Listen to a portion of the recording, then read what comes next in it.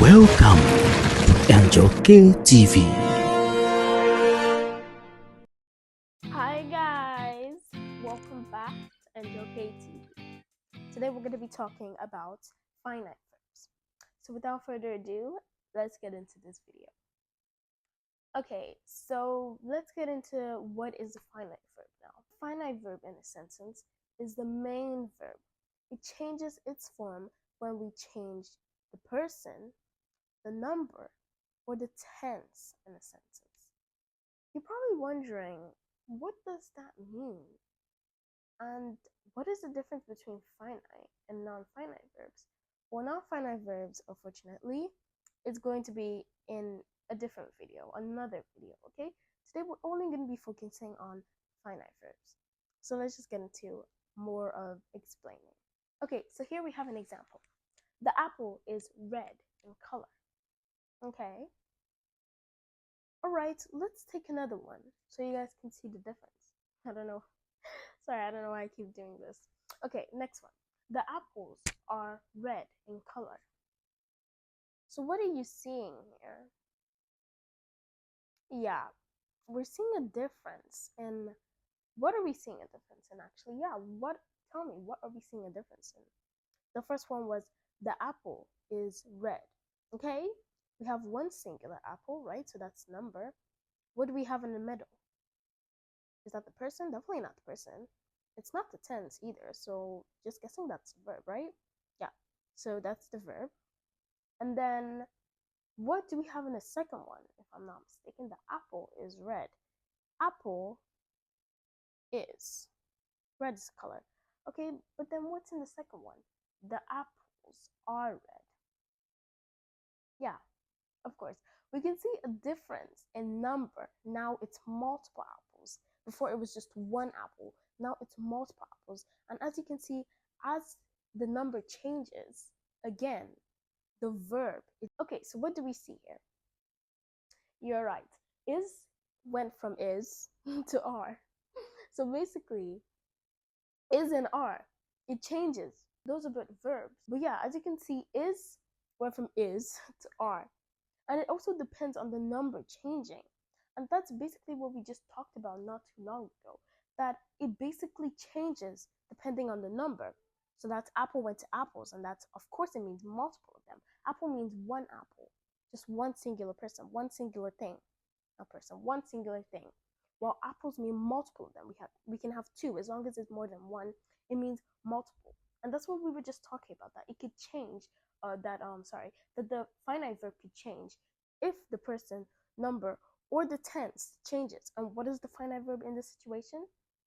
Is the finite verb in this situation, because apple remained the same, right? We still have the apple there. It just changes to apples. It just changes to plural. It just has an S at the end. But the finite verb, as you can see, which is, changed to are. Okay? I hope that's more understandable and more explained. Let's get into some more examples in the case of where it changes to tense. So that could be present, past, future, past perfect. There are a lot of them, but just we're going to be focusing on present, past, and future tense. Okay, so let's get into that example. All right, let me give you guys a situation where the finite verb changes when the tense changes. So let's get into that example. She walks home. She walked home. Okay, so first we're going to start with what is the obvious here? What is the verb here? What is the finite verb here? You are very correct. The finite verb is walks. And what changes in this situation? Because remember, the finite verb changes when this and that changes, and this and that, when I mean by this and that, I mean by tense, person, number. It changes when the number changes. We've already seen the example of the apple, which was an example of a number, because we went from singular to plural, and that's how is went to are. So now we're talking about tense in this example, which could be past, present, future. So what are we dealing with here? Yes, you're right. We're dealing with tenses, past tense, present tense, future tense. We are dealing with them in this situation. Now, just calm down. Well, I think I am the one that needs to calm down. I'm just getting a little bit too excited into telling you guys this. But as you can see, it says she walks home. And then after, we have in the second sentence, she walked home, which basically means a change in the sentence, which a change in the sentence automatically brings a change in what now? Finite. But of course, it's not necessarily the sentence. Well, I mean, yeah, it is kind of the sentence because, like I said, if anything changes has to do with person, number, tense, then it automatically will change. All right, so let me just basically get into telling you guys how it changed. Sorry. Okay, as you can see, walks changed to walked. And what is the tense that revolves around walks? Or what is the tense in walks? Is it future tense, past, present? Which tense is it? It is present tense. Yes. She walks home.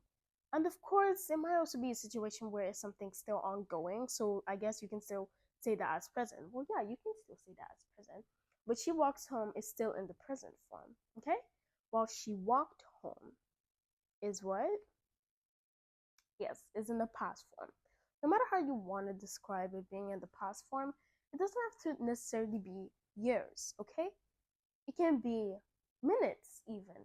Maybe she arrived a minute later. That doesn't mean that she's still walking, right? She's at home, probably chilling, sleeping, or something like that, okay? So that is past tense, okay? So let me give you guys more examples. She will walk home. Okay, that's obviously in the future, right? She was walking home. That's in the past. She's already home. She arrived, basically. They will go. They have gone. They are going. Yeah, so as you can see, these finite verbs are all changing depending on the tense in this situation. So let's check on an example where they change depending on the person. I run a mile every day. She runs a mile every day. He runs a mile every day. I cook every day. He cooks every day. She cooks every day. So in this sentence, run is changing to runs, and that is a finite verb. So what is the reason? Why did that change? It changes because of person, right? And what is the reason? Why did cook change to cooks? All right, so now let's explain basically what's going on here. Now remember, guys, like I said, the finite verb is basically going to change its form when we change the person, the tense, or the number.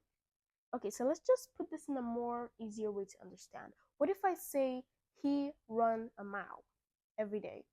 She run a mile every day. I runs a mile every day. He cook every day. She cook every day. I cooks every day. Sorry, this is just so funny, but like as you can see, it's not even making sense to begin with, is it, right? And exactly like we said again, it's basically changing its form. The finite verb is changing its form when we change.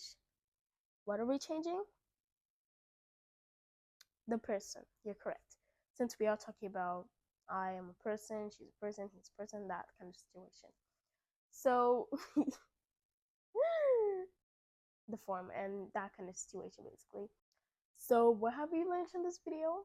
Anyways, guys, but basically at the end of the day, the end of the story, all you need to know is that finite verbs is a main verb, and it can basically change its form when we change the person, the number, or the tense. Tense could be past tense, present, future. We also have other tense like past participle, present participle, and so on like that.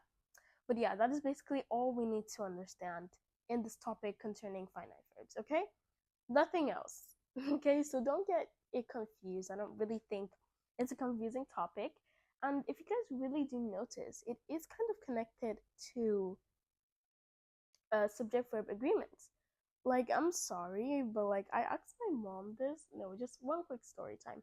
I asked my mom, hey mom, do you think this subject is like similar to subject verb agreement? And she was like, girl, I don't know what you're talking about, but like to me, it's quite similar. They do have some features.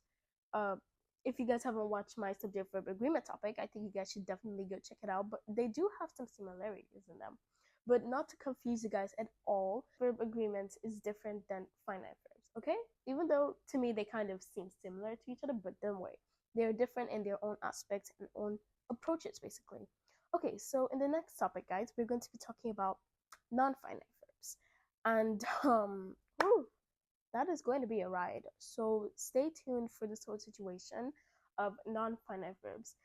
All right, guys, that is basically it, and that's basically all for finite verbs. In our next topic, we are going to be discussing about non-finite verbs. I think it's better for it to have its own category and, you know, just own video, at least so we can get into it a little more and just really understand it in that specific way. But for now, you guys have to focus on finite verbs. If you guys didn't understand anything in this video, you can go back to rewatch the video again until you understand it. But yeah, that is it for this video, guys. I hope you guys enjoyed. I really hope you guys learned something. If you did, like I said, you could go back to the video to make sure you understand it and, you know, to have a better and clear understanding of it. For this topic, thank you so much for tuning into NJK TV. Tuning into NJK TV, sorry. I'm laughing a lot these days, but yeah. I'll see you guys next time in my next video. Bye, family. Don't forget to stay safe.